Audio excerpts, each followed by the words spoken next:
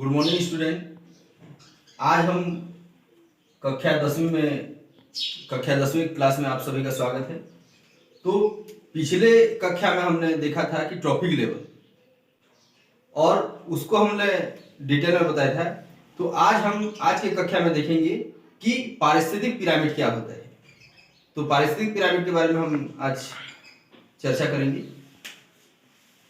तो पारिस्थितिक पिरामिड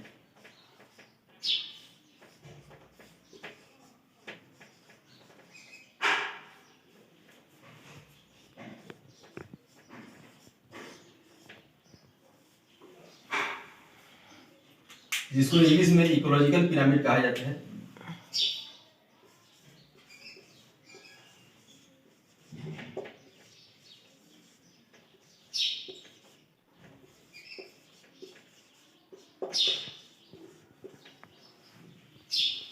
तो पिछले कक्षा में मैं बताया था पिरामिड के बारे में भी हल्का जानकारी दिया था। तो आज हम देखें पिरामिड। इसको सबसे पहले देखा था वैज्ञानिक चार्ल्स एल्टन ने। चार्ल्स एल्टन ने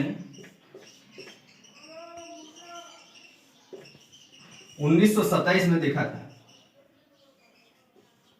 या इन्होंने पिरामिड शब्द की उत्पत्ति किया था।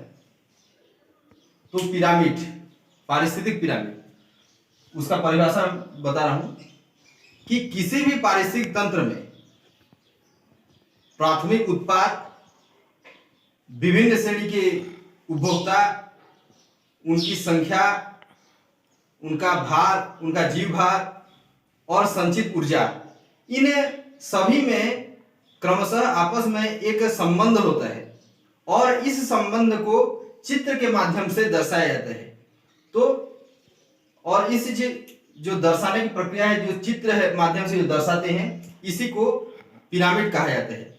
और यह चूंकि यह पारिस्थितिक पिरामिड है, किसी भी पारिस्थितिक तंत्र का पिरामिड है, सभी पारिस्थितिक तंत्र का पिरामिड अलग अलग होता है।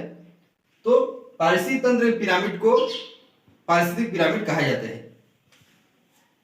तो परिभाषा फिर एक बार मैं बता दे रहा हूं कि किसी पारिस्थितिक तंत्र में प्राथमिक उत्पाद, विभिन्न श्रेणी के उपभोक्ता, उनका जीव भार, उनकी जीव संख्या और संचित ऊर्जा, इन सभी में आपस में एक क्रमशः एक संबंध होता है और इस संबंध को एक चित्र के रूप में प्रदर्शित किया जाता है, जिसे पारिस्थितिक पिरामिड कहा जाता है। तो पिरामिड जो होता है देखने में इस प्रकार से होता है, जिसमें इसको आधार कहा जाता है। यह आधार है, आधार भाग है, और यह शीर्ष है।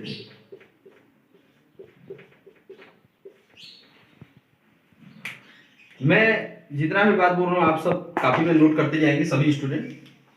और अब हम देखते हैं कि जो पिरामिड है वह कितने प्रकार के होते हैं। आइए हम देखते हैं। उस परिभाषा को मैंने यहां पर लिखा दिया है, आप नोट करेंगे।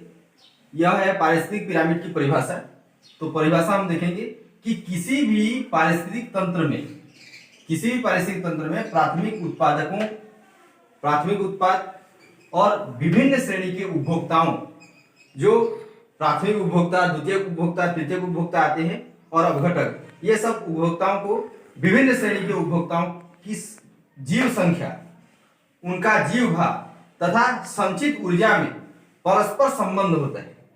जाहिर सी बात है कि जितने भी उत्पादक, उपभोक्ता, उसके बाद उनका संचित ऊर्जा आता है, तीनों में क्रमशः संबंध होता है। तो इन परस्पर संबंधों को चित्र के रूप में प्रदर्शित किया जाता है, जिसे पारिस्थितिक पिरामिड कहा जाता है।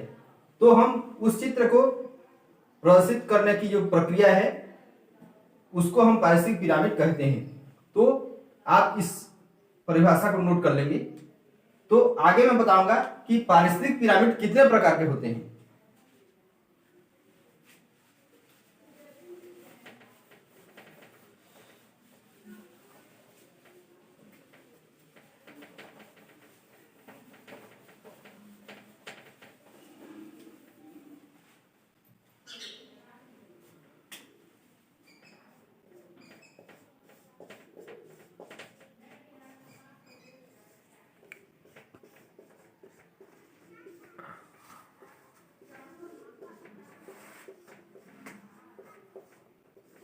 पारिस्थितिक पिरामिड जो होते हैं 3 प्रकार के होते हैं, 3 प्रकार के होते हैं।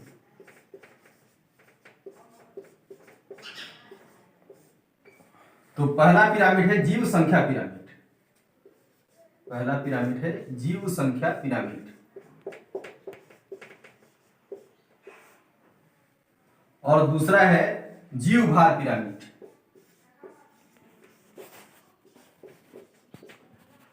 और तीसरा है संचित ऊर्जा का पिरामिड, संचित ऊर्जा का पिरामिड। तो यहां हम देखेंगे कि पारिस्थितिक पिरामिड के प्रकार, इकोलॉजिकल पिरामिड के प्रकार।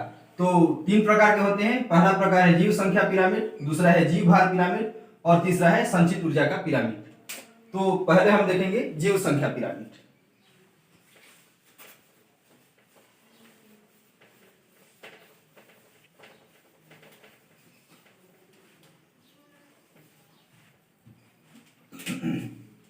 पहला हम देख रहे हैं जीव संख्या पिरामिड।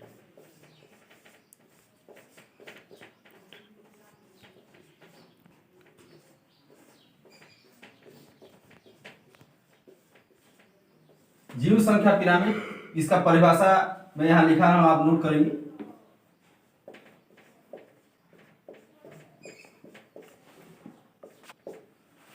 तो किसी भी पारिस्थितिक तंत्र में, किसी भी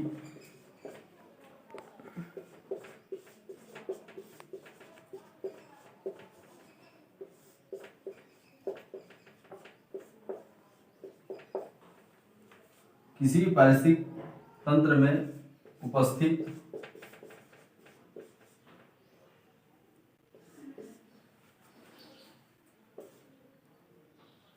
प्राथमिक उत्पादकों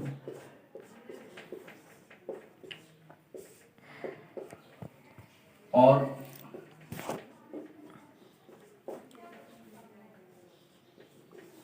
विभिन्न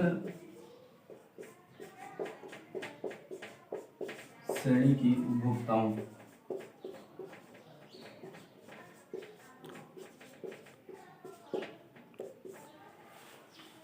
किसी भी पारिस्थितिक तंत्र में उपस्थित प्राथमिक उत्पादकों और विभिन्न श्रेणी के उपभोक्ताओं की संख्या का बोध होता है,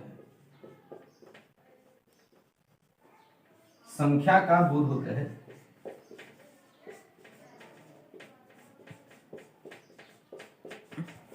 उसे जीव संख्या पिरामिड कहा जाता है।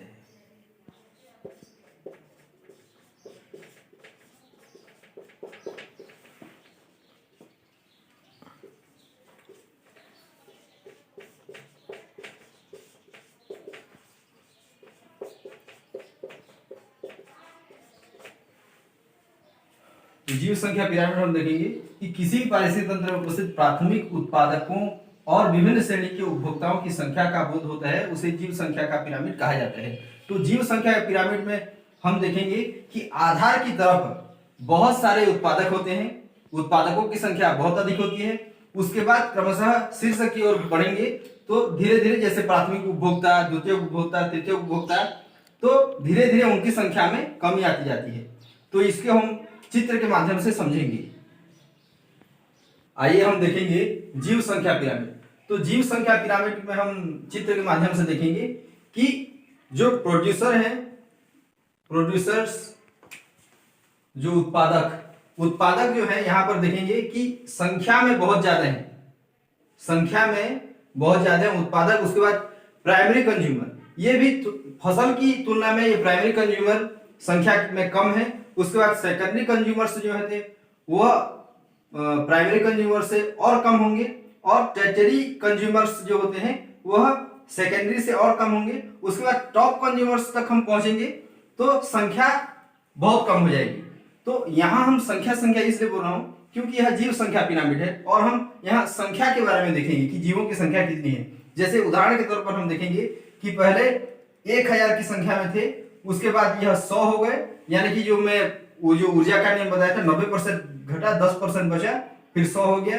फिर उसके बाद फिर संख्या में 10 हो गए, फिर 1 हो गए। तो इस प्रकार से यह जीव संख्या पिरामिड होता है। अब हम आगे जो दूसरा पिरामिड है जीव भार पिरामिड, जिसे बायोमास भी कहा जाता है, इसी चित्र में हम देखेंगे। इसी चित्र में हम देखेंगे तो दूसरा वाला जो है जीव भार पिरामिड।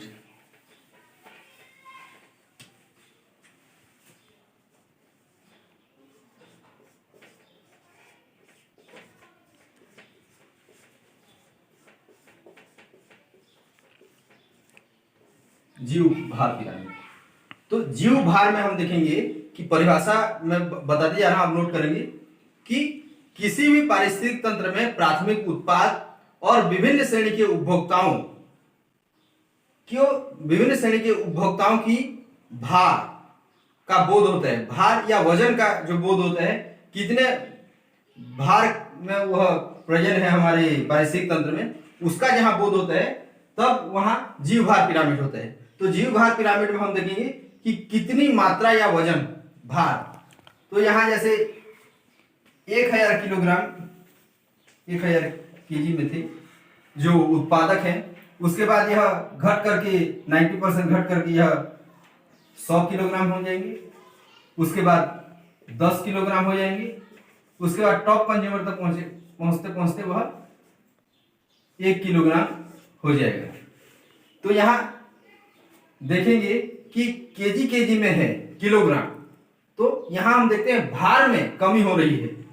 तो यह जीव भार पिरामिड है, और यह जीव भार पिरामिड जो होता है वह सीधा और उल्टा दोनों प्रकार का बनता है। और जो पहला मैं जो पिरामिड बताया जीव संख्या पिरामिड, वह भी हमेशा सीधा और उल्टा दोनों प्रकार का बनता है।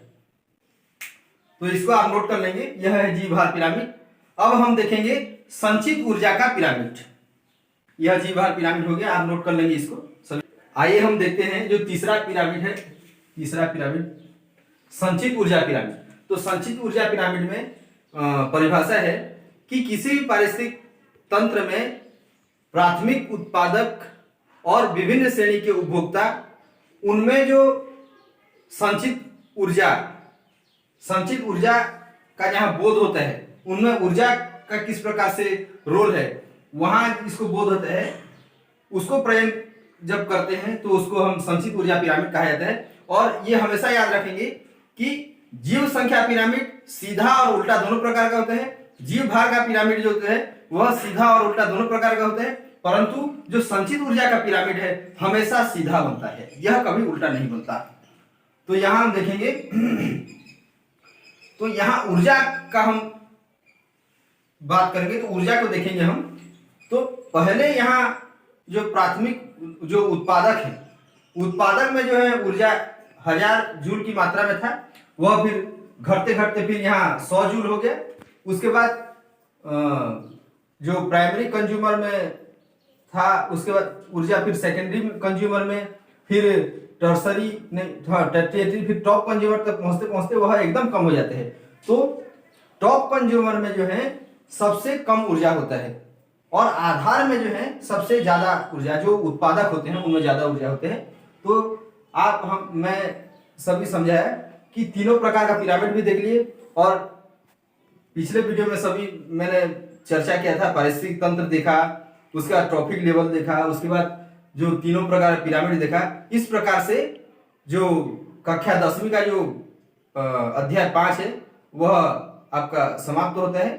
तो बाकी जितने भी मैंने कक्षाएं ली है वीडियो में, आप सभी उसका देखेंगे और इसमें अधिक से अधिक अंक लाने का प्रयास करेंगे, आप पढ़ेंगे इसमें।